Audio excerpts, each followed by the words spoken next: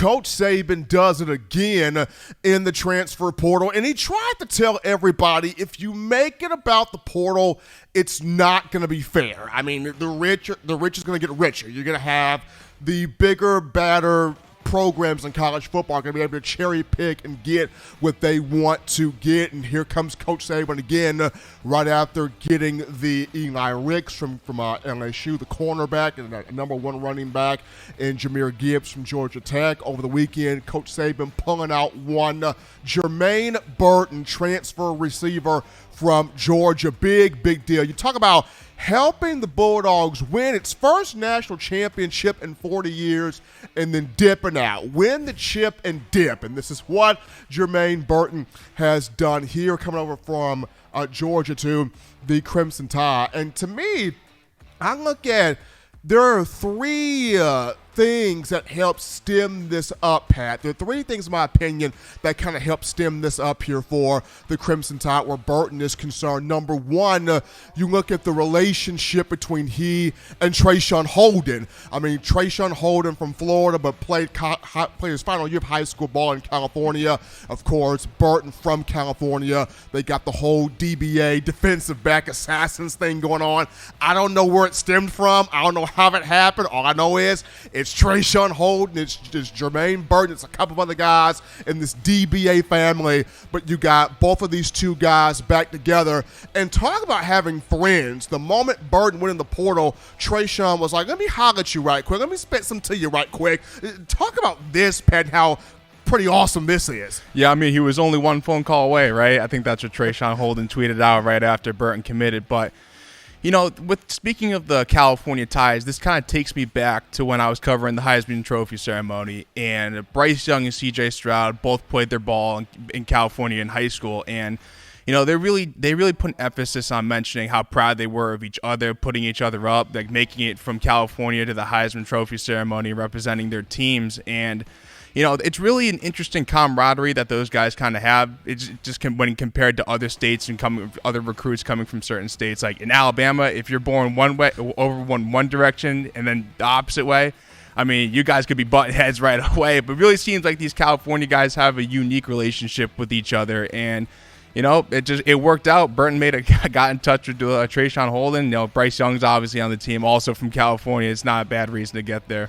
What's crazy to me, Pat, is you look at Nick Saban's the ultimate recruiter, but for Trayshawn Holden to pull this move, because Burton goes in the portal, Holden talks to him, and then after Burton commits and makes the move, then Holden goes, I told you all he had to do was call me. So if the football aspect doesn't work out for Holden, he could have a career as a coach because he made that move happen. I mean, that might get tacked on to his NIL deal, right?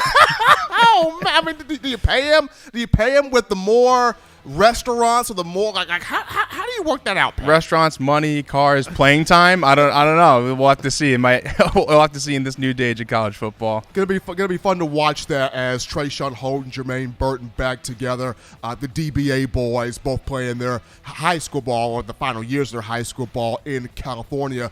But number two for me, Pat, was Jamison Williams' effect, because if you look at it, J-Mo and Burton kind of have a similar story here. With Jamison Williams, starts off at Ohio State, and he's with Chris Olave. He's with Garrett Wilson. He's with a ton of other receivers. And for a lot of Buckeye fans, it was, well, J-Mo's not going to get on the field because we're just too deep in this receiver room, too deep, too much talent, too many guys in here. And Jamison wasn't getting the targets, wasn't getting the looks that he would have liked to have gotten.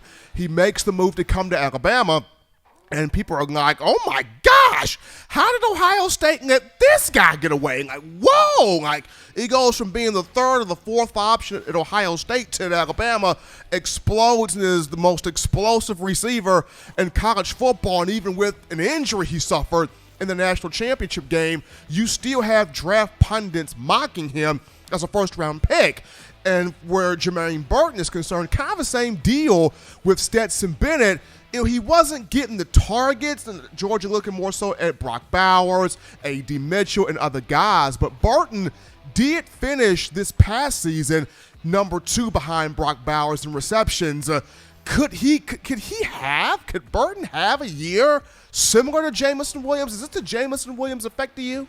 I mean, Jamison Williams may be one of the best transfer receivers ever, just based off his success this past year. And even though Burton was the second leader in receptions for Georgia, the stats are a bit misleading because of Brock Bowers. His lead on the stat sheet was just substantial.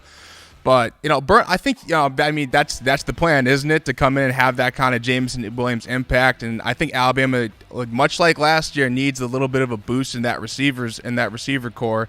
With they still have a lot of young guys there, J.I. Hall, excuse me. I mean, I'm sure he'll get on me for that one, but Hall, Trayshawn Holden, JoJo Earl, another one of your favorites there. But those guys, they saw some playing time last year, but not a ton of meaningful snaps throughout the season. And Burton's someone who will definitely help in that regard.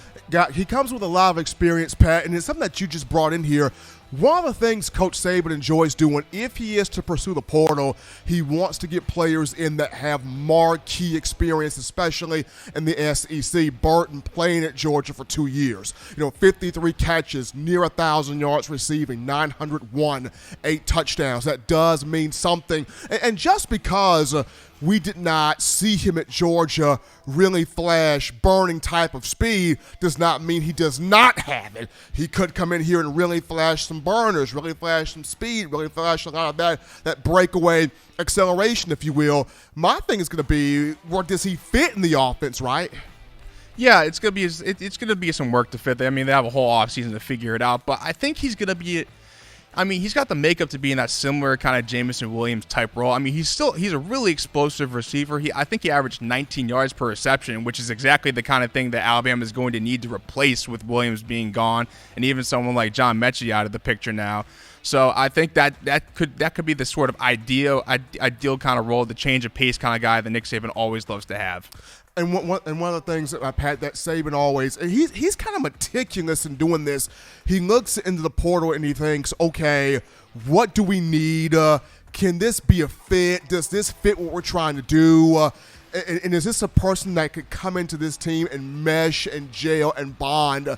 And just seeing how so many players were for Jermaine Burton coming in here. I thought that was the big thing.